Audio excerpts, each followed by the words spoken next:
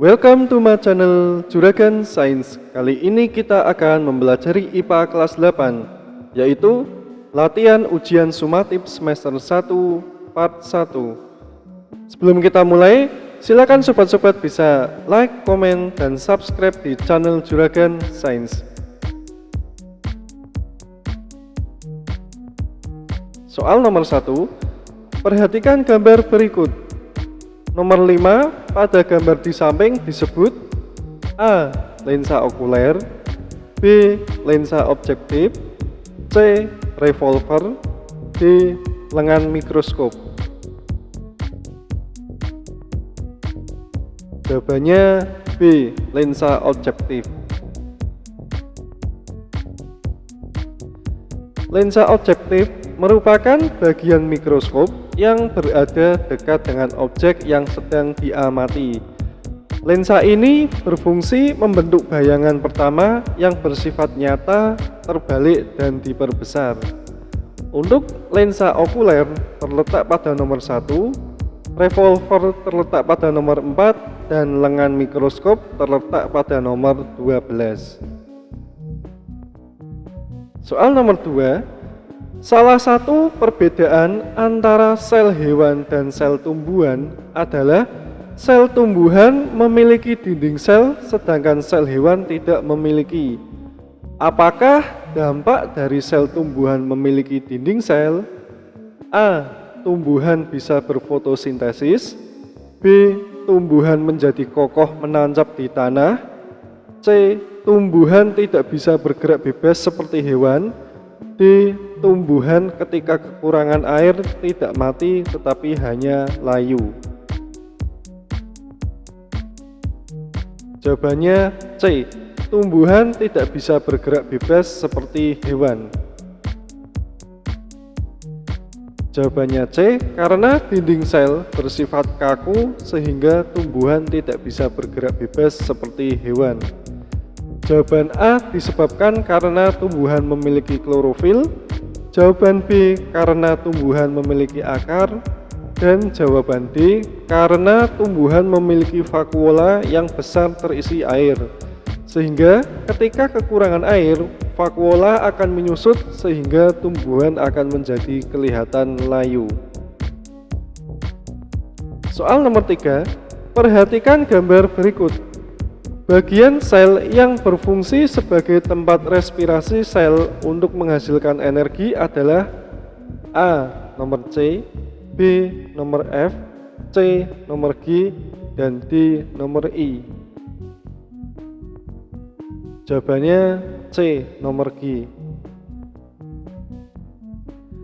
Nomor G merupakan mitokondria yang berfungsi sebagai tempat respirasi sel untuk menghasilkan energi.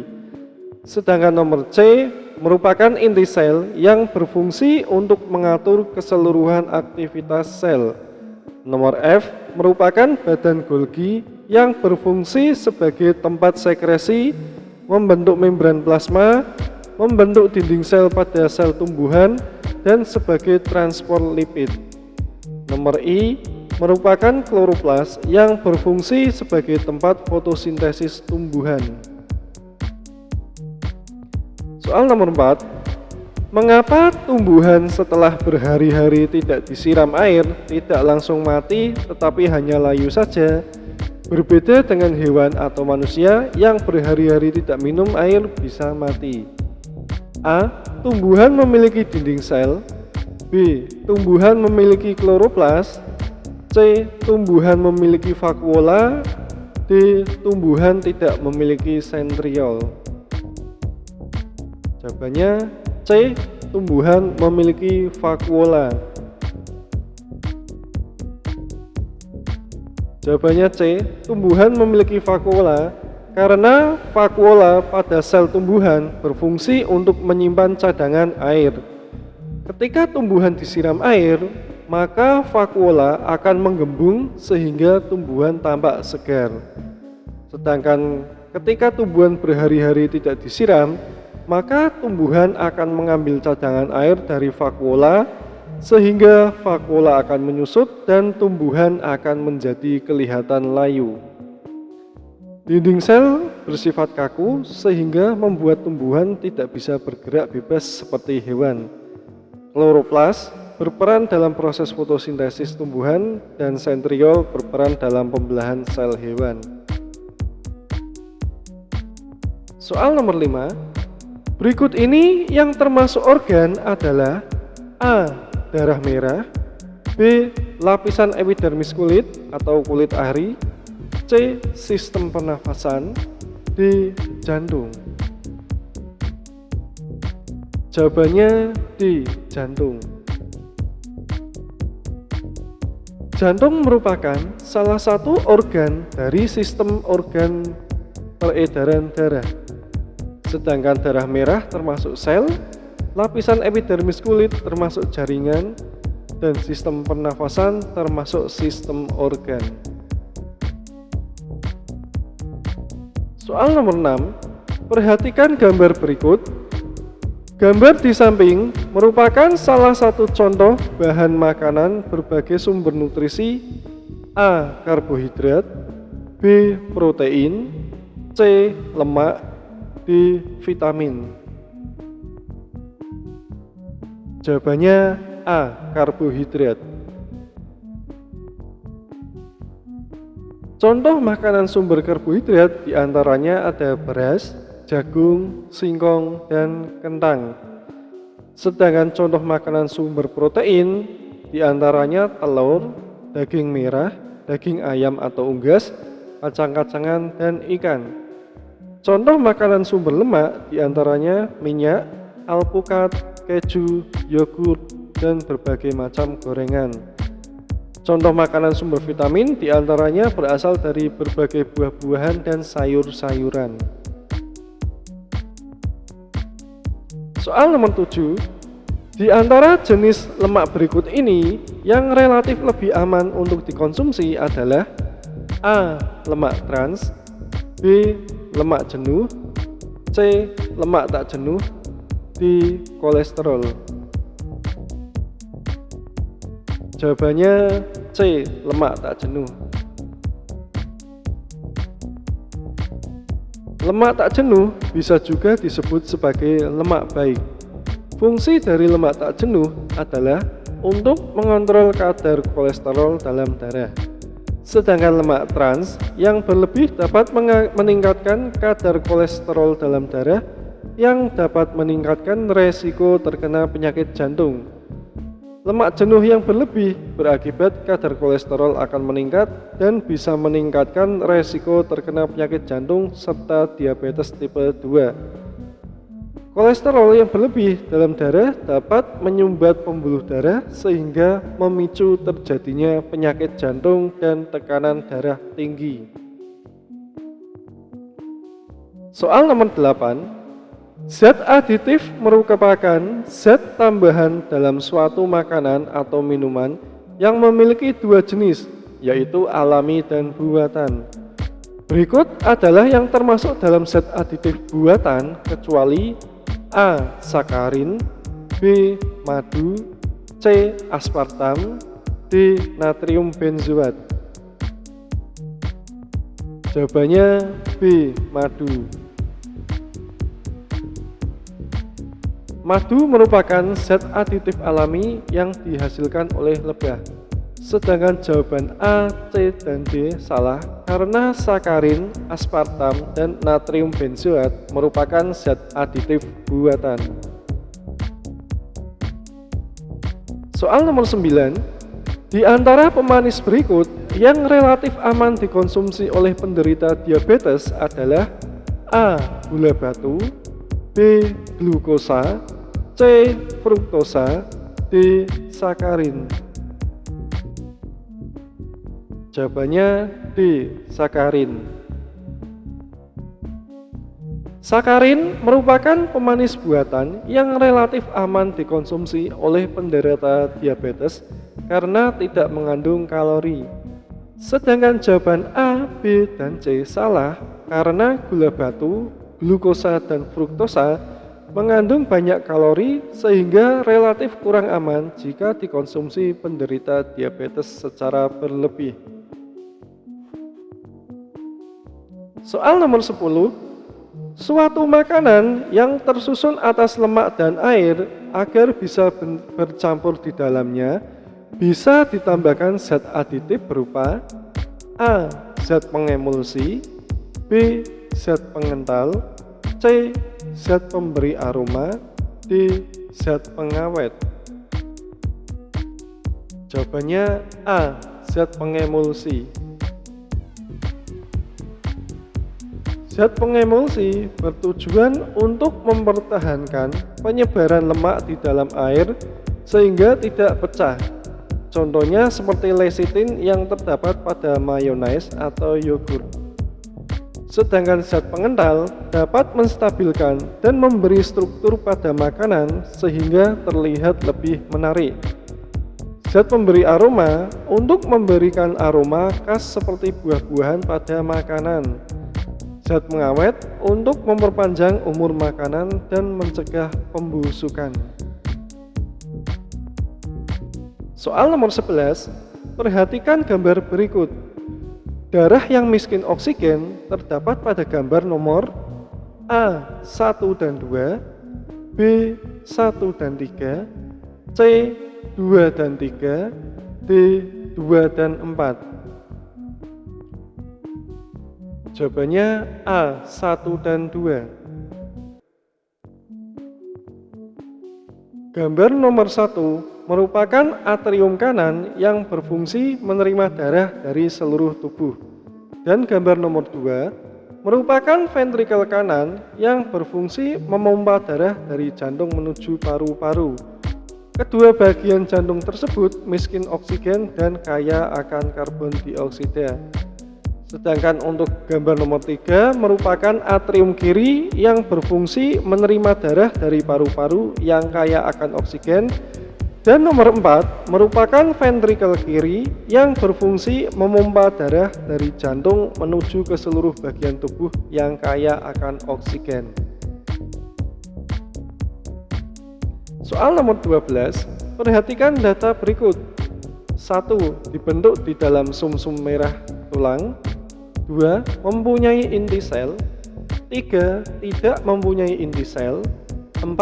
Berfungsi melawan kuman penyakit. 5. Berfungsi mengangkut oksigen. Berdasarkan data yang menunjukkan ciri-ciri dari sel darah merah adalah A. 1, 3, dan 5, B. 3, 4, dan 5, C. 2, 4, dan 5, D. 1, 2, dan 4. Jawabannya A. Nomor 1, 3, dan 5. Ciri-ciri sel darah merah adalah berwarna merah karena mengandung hemoglobin, berfungsi untuk mengangkut oksigen, berbentuk bulat pipih yang bagian tengahnya cekung atau bikonkav, tidak memiliki inti sel, diproduksi di sumsum tulang, dan umur sel darah merah kurang lebih 120 hari. Untuk jawaban B, C, dan D salah. Soal nomor 13, perhatikan tabel berikut. Ali memiliki golongan darah O, Budi memiliki golongan darah B, Reni memiliki golongan darah A, Siti memiliki golongan darah B, dan Doni memiliki golongan darah AB. Jika Budi sakit dan memerlukan transfusi darah, maka yang dapat mendonorkan darahnya adalah A. Ali dan Doni, B. Reni dan Siti, C. Siti dan Doni, D. Ali dan Siti. Jawabannya D. Ali dan Siti. Karena Budi memiliki golongan darah B, maka orang yang mau mendonorkan darahnya harus bergolongan darah B. Dan kalau terpaksa, bisa juga seseorang yang bergolongan darah O. Jawaban A, B, dan C salah. Soal nomor 14, perhatikan gambar berikut. Berdasarkan gambar tersebut, urutan peredaran darah kecil yang benar adalah A. 314, B 423, C 524, D 673. Jawabannya C 5, 2, dan 4. Peredaran darah kecil merupakan peredaran darah dari jantung, ventrikel kanan menuju paru-paru dan kembali ke jantung atrium kiri lagi. Jawaban A, B, dan D salah. Soal nomor 15. Kondisi mengerasnya dinding pembuluh darah arteri dikarenakan timbunan lemak yang menyumbat laju peredaran darah di pembuluh darah merupakan penyakit A. Aterosklerosis, B. Hipertensi, C. Stroke, D. Anemia. Jawabannya A. Aterosklerosis. Jawabannya A. Aterosklerosis. Untuk hipertensi adalah suatu penyakit ketika tekanan darah seseorang sama atau di atas 140/90. Stroke merupakan penyakit yang disebabkan karena salah satu pembuluh darah di otak tersumbat atau bahkan pecah sehingga otak kekurangan oksigen. Anemia merupakan suatu penyakit di mana seseorang kekurangan sel darah merah. Soal nomor 16. Ketika kita mengunyah nasi di dalam mulut, pasti lama-kelamaan akan timbul rasa manis dari nasi tersebut. Mengapa hal itu terjadi? A. Terdapatnya saliva di dalam mulut. B. Terdapatnya enzim petialin di dalam mulut. C. Terdapatnya enzim pepsin di dalam mulut. D. Terdapatnya enzim renin di dalam mulut. Jawabannya B. Terdapatnya enzim petialin di dalam mulut. Enzim petialin yang ada dalam mulut berfungsi untuk memecah karbohidrat menjadi glukosa. Oleh karena itu, ketika kita mengunyah nasi dalam waktu yang lama akan diperoleh rasa manis akibat dari glukosa yang terbentuk. Sedangkan saliva atau air ludah berfungsi untuk melumasi mulut dan tenggorokan agar tetap lembab dan nyaman. Enzim pepsin akan menghidrolisis atau memecah protein menjadi pepton, campuran dari polipeptida dan asam amino di dalam lambung. Enzim renin akan mengendapkan protein kasein yang terdapat dalam susu di dalam lambung. Soal nomor 17. Enzim yang dihasilkan oleh getah pankreas yang berfungsi untuk memecah amilum menjadi maltosa adalah A. Amilase, B. Lipase, C. Tripsin, D. Pepsin. Jawabannya A. Amilase. Amilase akan mencerna amilum menjadi maltosa. Sedangkan lipase akan mencerna lemak menjadi asam lemak dan gliserol. Tripsin akan mencerna protein menjadi polipeptida. Dan pepsin akan menghidrolisis atau memecah protein menjadi pepton, campuran dari polipeptida dan asam amino. Soal nomor 18. Bagian usus berikut yang bukan merupakan salah satu bagian dari usus halus adalah A. Usus tengah, B. Usus depan, C. Usus penyerapan, D. Usus 12 jari. Jawabannya B. Usus depan. Usus halus terdiri atas 3 bagian usus, yaitu usus 12 jari, usus tengah, dan usus penyerapan.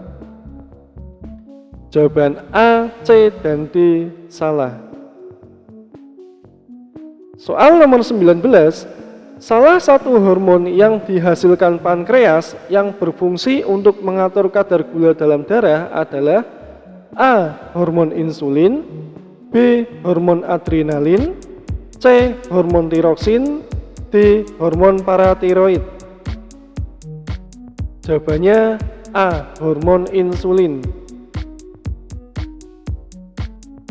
Jawabannya A. Hormon insulin. Sedangkan hormon adrenalin berfungsi sebagai penghasil hormon yang nantinya akan digunakan oleh tubuh kita untuk mengontrol respon terhadap stres atau tekanan. Hormon tiroksin berfungsi mengatur metabolisme tubuh dan memelihara berbagai organ tubuh penting seperti jantung, otak, dan organ reproduksi. Untuk hormon paratiroid berfungsi sebagai pengatur kadar kalsium dalam darah serta berfungsi dalam proses pembekuan darah dan kontraksi otot. Soal nomor 20. Gangguan sistem pencernaan akibat dari produksi asam lambung atau HCl yang berlebih akibat pola makan yang tidak teratur, stres, dan makan makanan yang terlalu pedas atau asam disebut A. Obesitas, B. Diare, C. Konstipasi, D. MAH. Jawabannya D. MAH. Jawabannya D. MAH.